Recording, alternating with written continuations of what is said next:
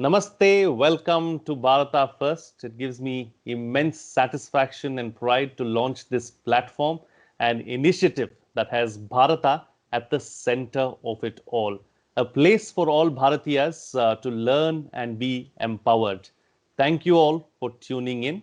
This is the inaugural episode of Big Picture with me, Frank Rausan Pereira, on Bharata First. In this episode, we will look at the first leadership summit of the Quad, a grouping that was initiated in 2007 but has taken almost 15 years for the top leaders to meet. What brought them together this time is the rise of China. All four Quad members are worried about Beijing's ambitions and want to tame the dragon, but it's not going to be easy. The importance of a free and open Indo-Pacific was yet again the focus of the summit that was held on Friday. In this episode of Big Picture, we will analyze the takeaways from the first Quad Leadership Summit. It is my pleasure to welcome on the program in this inaugural episode Commodore C. Uday Bhaskar, Director, Society for Policy Studies, Ambassador Jitendranath Mishra, retired diplomat, and KP Nair, strategic analyst. Thank you, gentlemen, for joining me on this discussion. So, Ambassador, I'd like to begin the program with you first. Let's first understand and analyze the key takeaways of the summit. Well, the key takeaway is just, first of all, the fact that, first of all, I'd like to congratulate you on launching Bharata First. Frank, it's a great initiative and a great accolade for you. And I'm honored to be on it. And I think today is the first episode. Now, coming to the takeaways, the first takeaway, the most important takeaway is the fact that it is a summit. Now, when the Biden administration was due to come into place, we are not sure how it would go with regard to the concept of the Indo-Pacific and with regard to Quad. The two are linked. Some thought there will not be any Indo-Pacific anymore. It will be back to Asia-Pacific. That didn't happen. And as regards Quad, instead of going into the back burners, it's gone into the front, absolute front. Now, it's a great political initiative from the United States to have launched the summit at their initiative. And some were surprised by the timing. Less than 2 months after the Biden administration was inaugurated, this summit has taken place. This is one of the first multilateral summits. That's the first takeaway. The second takeaway is that the priorities are a little bit different, but they seem to be matching better. Now, the US, Australia, and Japan are more focused on the Pacific part of the Asia Pacific, not the Indian Ocean. India is more focused on the Indian Ocean. I think that's going to become a closer perception in terms of political geography. Thirdly, the issues before the United States, as they see it, are primarily strategic and security related with regard to China primarily. But with regard to a country like India, it is not just security related. India would like to have a broader agenda, and that has been accomplished. And we are seeing that in the vaccine initiative particularly, and also supply chains. Now, I think there's a rare earths initiative. I've read about it this morning with regard to manufacturing and supply of rare earths, which means it's part of the supply chain initiative of the Quad, which would take away some of the supply chains from China. And in this particular area of rare earths, China has the leadership role in the entire world. So that's the third takeaway. And the fourth takeaway is perhaps a question mark. We don't know how far Quad will go with regard to India's primary interest in joining Quad, which is the Indian Ocean, as I said, but also our continental challenge. But that's a huge question mark, and I don't know how that's going to work out. Absolutely. The fourth aspect that the ambassador has just raised, I'm going to take that up with you in just a bit, Commodore. But before that, let me go across to Mr. Nair. Mr. Nair, The timing, like the ambassador just brought up, within just 2 months of his inauguration as the president of the United States, Joe Biden has gone ahead with this particular summit. How much of, Beijing is playing on his mind? What's the strategy? What's the agenda as far as he is concerned? Well, first of all the best to you, Frank, in your new project.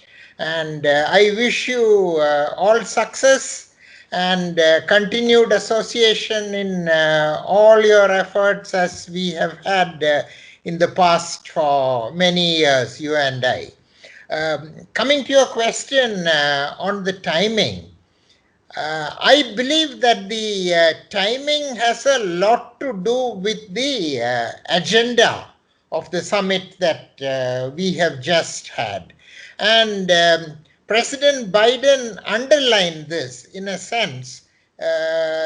He said that we have a lot of things to do, but he enunciated clearly what he is setting out to do. And the timing also has to do with the fact that there is a global crisis, primarily a health crisis, and the fallout of that, the economic crisis. And in terms of agenda, what we have had at the meeting is creation of three working groups.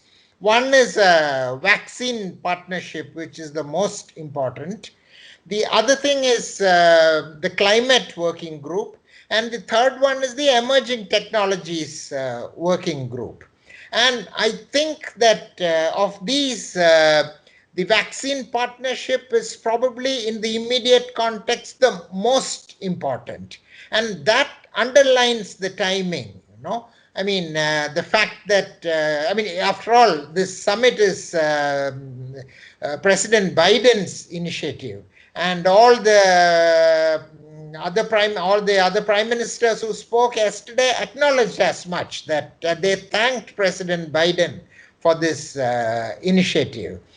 And the fact that the vaccine partnership has been launched yesterday, and in clear detail setting out what is going to be done, is what determined the timing. Logically, when President Biden says America is back, one would have expected him to have a NATO summit or a transatlantic summit. But no, this has been done at this time because of the vaccines, because of the need for a global vaccine initiative, in which India in particular has the potential, as underlined by the joint statement and the fact sheet. India's manufacturing potential combined with Japan's and Australia's financial resources. Also, very briefly, the timing has to do with the climate initiative, because John Kerry is the man Biden has chosen to lead his climate initiative. And in many ways, President Biden defers to John Kerry. After all, John Kerry was the presidential candidate of the Democratic Party before Biden. So he was the chairman of the Senate Foreign Relations Committee before Biden. So he is senior to Biden in many ways, although not in terms of the number of years in the Senate. So the fact that Senator Kerry, former Secretary Kerry, is in charge of the climate initiative means that it will not be brushed aside. There is serious work being done on the climate initiative. So these two in particular, I believe, have to do with the timing of the first Quad summit. Absolutely. Commodore, you've patiently heard out the other two panelists before you. Let me come across to you now. Let's take up this issue of political geography. Now, if you look at it, like the ambassador pointed out, for India, there is no doubt that it is the IOR that is of utmost importance. But if you look at Australia, Japan, and the US, it's the Pacific that where they want to keenly focus on. So, what are the areas of convergence? How do we bring this together and make it work? First of all, Frank, let me join my other colleagues on the panel in congratulating you on the launch of Bharata 1. I think it's a great name. Wish you Godspeed as you sail ahead. Fair winds following seas as a sailor, if I may say so. And I'm sure very soon you'll be on the top 10 or whatever be the kind of listing for such initiatives. So bravo. On that note, when you talk about India and the Quad, and what are the convergences? Now, that's a very, very, I think, significant word that you have brought in. Do the Quad nations have a convergence? The short answer is no. Do they have a correspondence of interest? The answer is yes. And I think what the Quad has done, and here I'm adding to what my colleagues have already said, it's a demonstration of resolve by the four nations to pool their capabilities and their resources to deal with the new challenges that have emerged, particularly in the maritime domain. I want to reel back to what Prime Minister Narendra Modi had said in his Shangri-La address. You remember when he spoke at the ASEAN. And at that time, I think he made a very important observation, which is reflected in the joint statement in much the same way.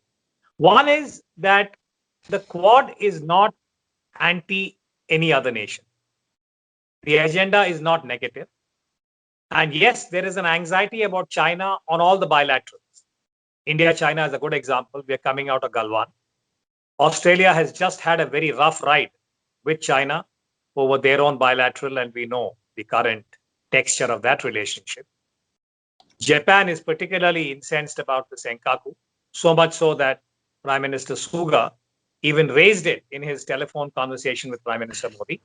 And we are aware that President Biden has inherited much of the Trump orientation on China in that bilateral. So I would describe these four bilaterals as a correspondence of anxiety about China. But when it comes to the Quad, again, I think Mr. Modi's reference to keeping it as an inclusive grouping, which will seek to, again, further the equivalent of his vision of Sagar, which is the security and growth for all in the region, is in a way, I think, being taken forward. So I repeat this because there's been some kind of discourse which seems to suggest that the Quad will morph into an Asian NATO and that the highest priority would be the military or the naval. But here I think the four leaders at the summit level have indicated that they would like to prioritize other issues because none of these leaders can be divorced from their domestic politics. Neither President Biden, nor Prime Minister Modi, nor Prime Minister Suga, nor Prime Minister Morrison. And for each of them in different ways, the COVID hangover, the kind of convulsion that the COVID has generated, both in terms of economy and human security, has to be placed right on top for each of them. So I think you can see that they are trying to package it. And I think my friend KP had indicated the working groups. I am personally very enthused that the Quad is now trying to work on a positive agenda. It is not about denying China. It is about creating an alternative for the smaller countries, whether in ASEAN or elsewhere, to say, okay, guys, if China is giving you this particular option, we are in a position to create something which is similar, hopefully better, and it does not come with the kind of strings, either visible or invisible, that China brings to the table. So that is why I would say that the Quad is something that we should invest in without making it a single track, which is anti-China. Frank?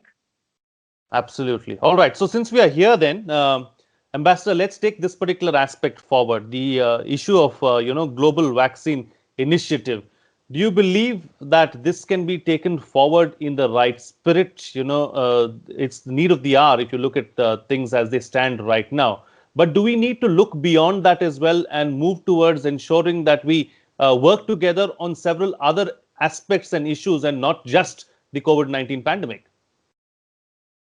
Well, as regards the COVID-19 pandemic, I would again be realistic about the possibilities.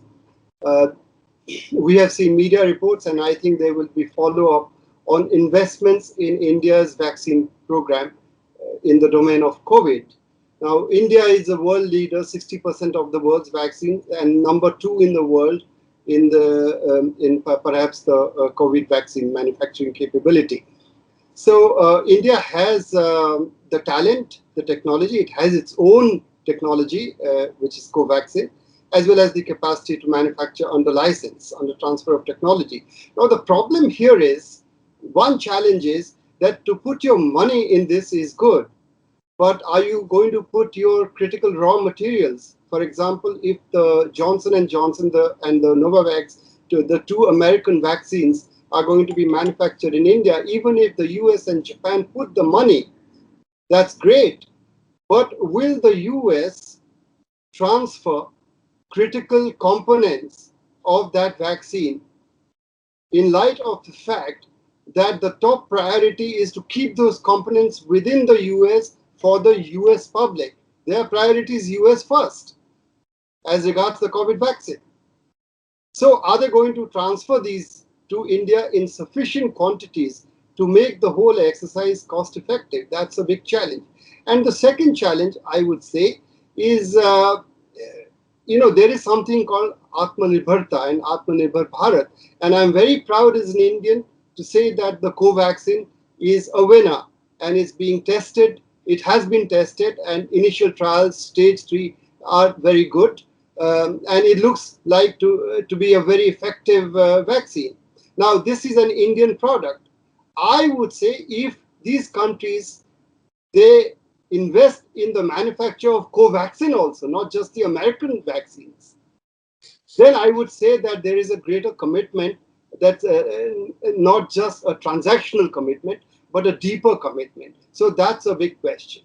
Now, with regard to supply chains, if that happens, then we are taking away some of the Chinese market from the COVID vaccine, and that's good. But then, as Commodore Uday Bhaskar said, it's not about China, it's not against China, it's about ourselves, it's about the world. So let's do some positives.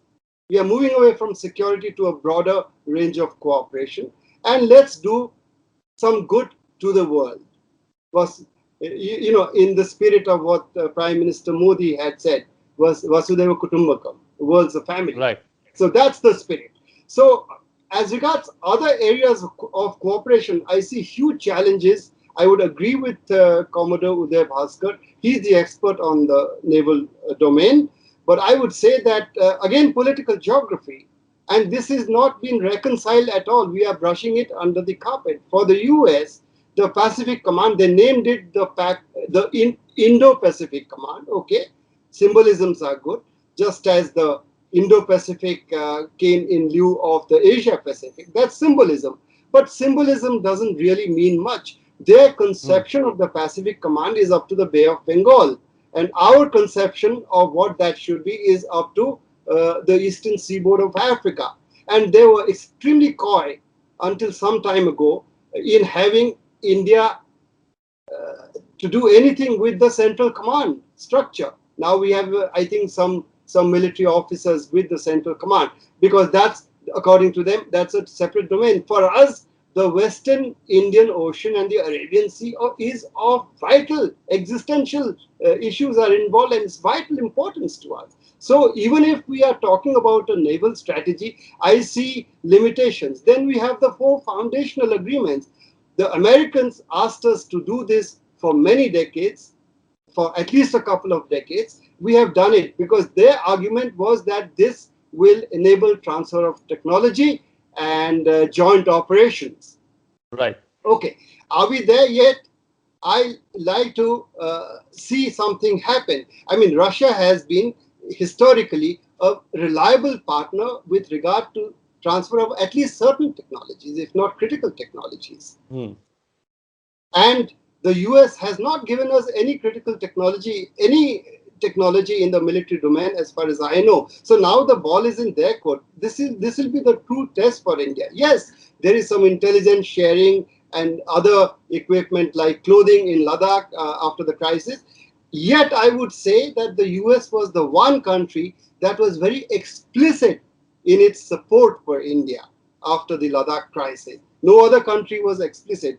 The Japanese ambassador made one statement in Delhi. So these are going to be challenges, and I'm not really sure how we are going to go forward. Now, I was looking at the figures of the International Institute for Strategic Studies, the Right. joint military spending of Quad in 2020 was 883 billion US dollars. The US was 738 billion US dollars, and India is number 2, 64.1, etc. Now, China, again, 738 billion US dollars, is 193 billion US dollars. A lot of it is unstated. We don't know the real spending.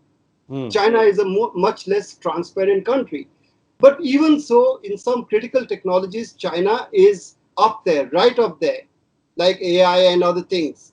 Hmm. So, and communications and space and other things. So, we don't know whether this is real power, and we don't have a common strategic vision yet. We are not going to be an alliance, and India will remain the standout as far as I can see. India is the Sure. only country that's not an ally of the United States or of any of the countries. India is a partner of all three. So how do Right. you marry all this? And with regard to joint operations, having agreements is fine, but you can block chains of communication if you want to at any time. Agreements don't mean anything. They are a piece of paper. They are an enabler. They create the psychological climate and the political climate, but not the actual operational command to go ahead. Sure. Points noted, Ambassador. I think those are some very valid points that you made. Let me take them up and take them forward for discussion. Mr. Nair, at the end of the day, then, is it up to India to deal with its own problems and ensure that we take care of ourselves? Because there's only that much that, a grouping like the Quad can do, or there is that much that the US, Japan, and Australia can do, because all of them seem to have their own set of problems with China, and they are all very unique and very different from each other. Yes, I agree. It is up to India to deal with its own problems. And I think that was reflected at yesterday's summit. I noticed that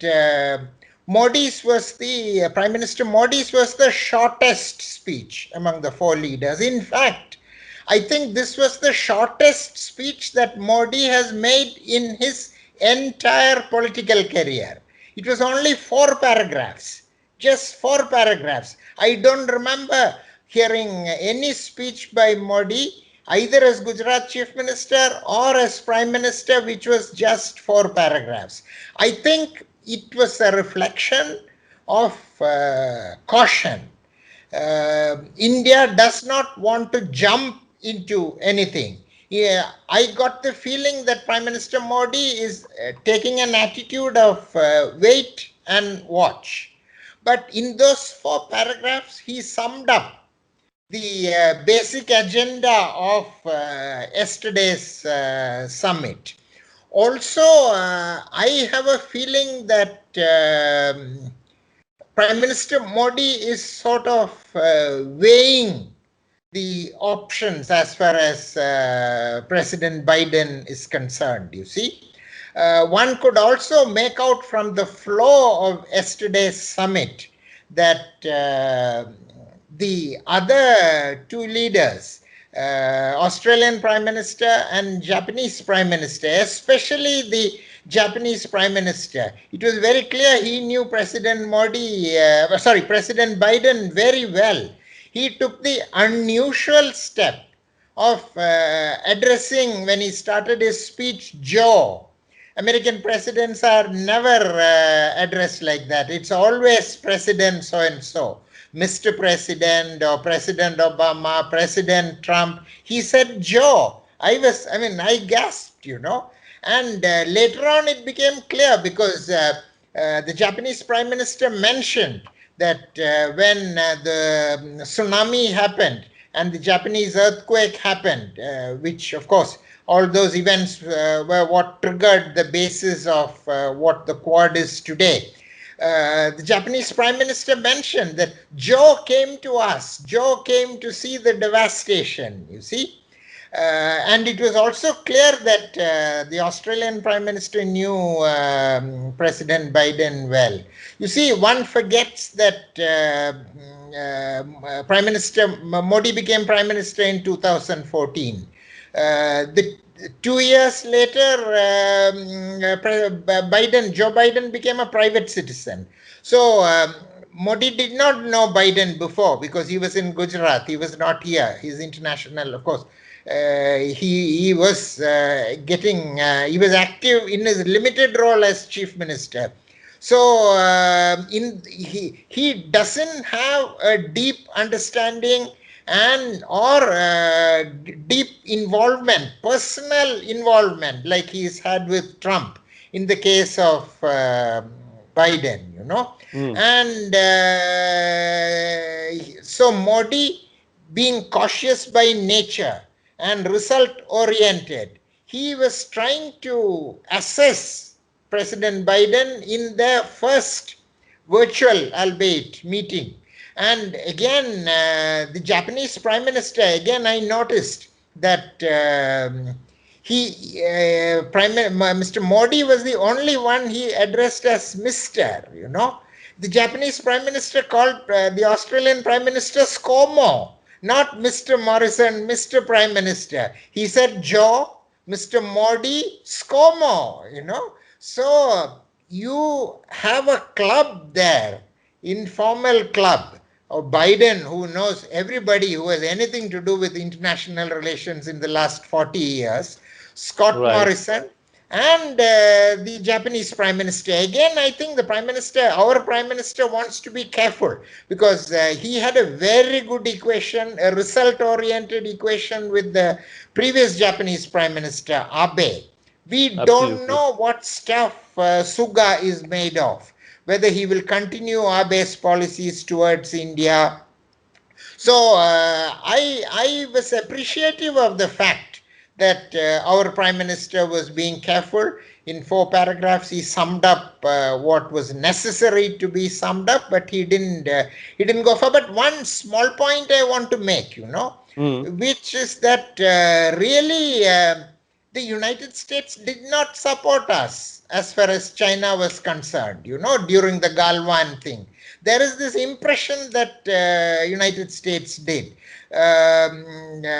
Secretary Pompeo was the only one who gratuitously, where it was needed, where it was not needed, he brought the China-India thing into it. President Trump, if you recall, he offered to mediate. If you are a mediator, you are neutral. Remember, he offered to mediate. That means he was not supporting us. He was not supporting China. A mediator does not take sides. So the United States, at the level of the president or any other level except Pompeo, who wants to be the candidate in 2024, did not support us on China. Nor did they support China, of course, but let us be very aware of this, that United States did not support India on Galwan. Absolutely. All right, Commodore, let me bring in another aspect as well and take that forward with you. The Quad Summit yet again reiterated freedom of navigation and a free and open Indo-Pacific. But, do we have the wherewithal to take on China and to stand up to China's might, especially in the South China Sea and in the rest of the region? This focus on the Indo-Pacific, I would say as a security analyst, is actually very critical. Because the genesis of the Quad is one issue, I think it's been pointed out already, that the Quad came into being in December 2004 when we had the tsunami. At that time, there was no use of the word Quad, but it became a very effective working group by providing the necessary relief, and India was the first of the blocks because it was the closest. And from there, you see the evolution of the Quad from 2004 to 22. But the focus on the Indo-Pacific began when China started asserting in the South China Sea. If you remember that whole history, let me try and compress it in Twitter form. China started making claims in the South China Sea based on certain artificial installations which it had created in water bodies that were contested between China and some of the ASEAN countries, and Taiwan also has its own. The net result was that when there was no easy kind of consensus over a table, It went to the International Tribunal in The Hague.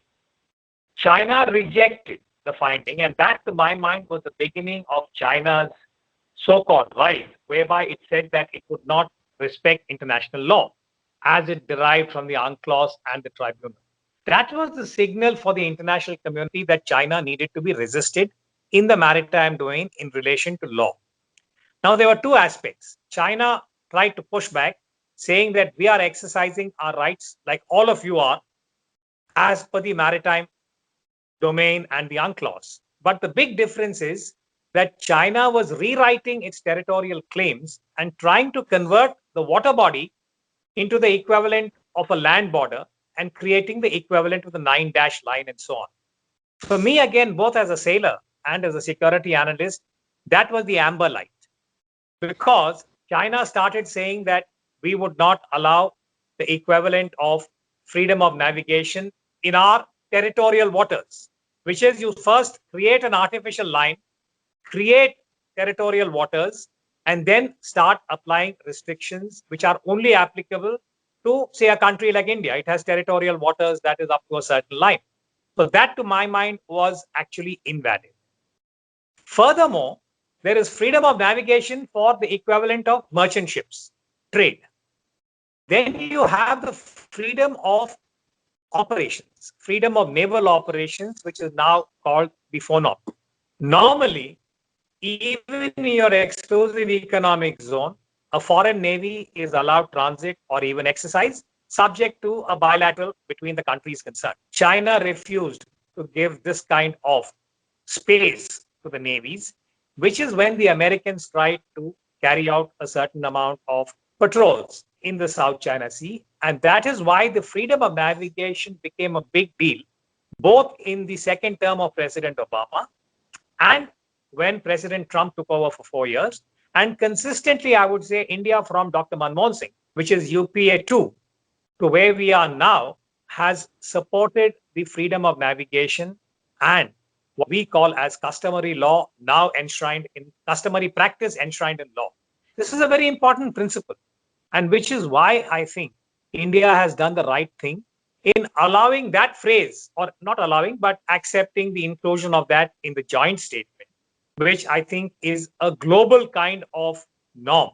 So therefore, when we come to the South China Sea issue, India may not have assets to establish credibility in the Western Pacific at this point in time. But we can definitely raise our voice to say that the freedom of navigation, as enshrined in customary practice and law, must be respected, and we will raise it at whichever forum we think is appropriate. Currently, we did it in the Quad, which is a political kind of level. If this needs to be translated into the equivalent of a maritime security point, please note the phrase maritime security is there in all the statements of the individual leaders and the joint statement. I think that is where slowly, as we move along, there would be some kind of sense, and I'm sure China will take note. You know, there's a very interesting point, Frank, if I might just take a minute. Some time ago, the Chinese foreign minister brushed off the Quad, saying that this is all foam. It will disappear. If it is foam, why are you so incensed? Because the summit has demonstrated both resolve and credibility. Now, very hypothetically, if these four countries, along with the others, for instance, France has indicated it's supporting this particular principle, and the United Kingdom, if all of them decide to be part of a naval patrol, and you have a flotilla of 6, 8, 10 navies that sails through the South China Sea, making it very clear that we are upholding principle, we are not making any aggressive move, I personally think it's a very strong signal, but we are not there yet. So therefore, I think upholding the principle at this point within the politico-diplomatic domain is an important principle, which I'm glad that India has also underlined, not just now, consistently, ever since this issue came onto the global radar. Frank? Absolutely. All right. Time to get quick closing comments from all my panelists now with the best way forward. Since the Commodore brought up this particular issue, Ambassador, let me take that up with you. Do you see this happening anytime in the near future? Quad +3, maybe a Q7 or a Q8? I don't think it's going to happen, as he pointed out himself, in the immediate future.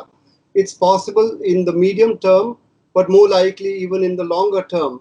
Because again, Quad needs to reconcile the gaps within itself, within its member states. We have already discussed that.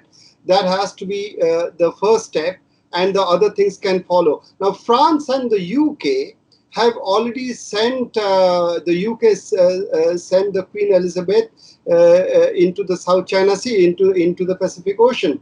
Now, France and India have reached a bilateral agreement on the use of French island facilities in the Indian Ocean. So we are working on it bilaterally, and we would certainly welcome that as a flag waving exercise that is symbolic, but also showing actual power in the seas in a non-threatening way.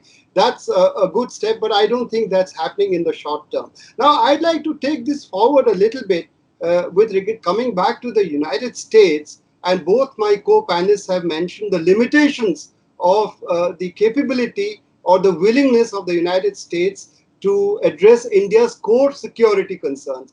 I do accept the point about Ladakh, because the US made public statements at the level of the Secretary of State, not at the level of the president. But who knows what really happened? Nobody is going to talk about what happened that was not explicitly stated. And the US, I think one defense official has just said a few days ago that we gave them information. We gave the Indians information. They've gone public. So they probably did that, though I don't know why they went public with it. But the problem here is, let us take Katsa. Now, the US is being very short-sighted, in my view, in considering and in dangling this carrot and stick, about Katsa. Yes, we will do it. No, we will not do it. Not being explicit about their intentions. And they claim that it is aimed against the Soviet Union. But strengthening India's capacity from anywhere is also strengthening India's capacity in terms of the security architecture of the Asia Pacific. We don't want a single regional power which belongs to the region that dominates the region. So this really is a common interest, but they are being quite short-sighted. Look at the Katsa, what it can do to the BrahMos missile exports, for example.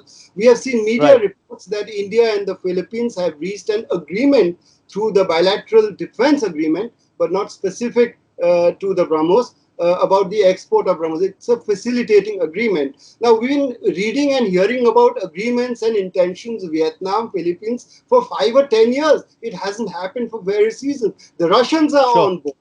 And the US should be too, because if the Philippines' capacity to deal with its own security in its own region, the South China Sea, is strengthened, that helps the United States objectives. So that's not happening yet. So I really don't know how this is going to go. So I think getting other countries on board is a little bit far-fetched right now. All right, Mr. Nair?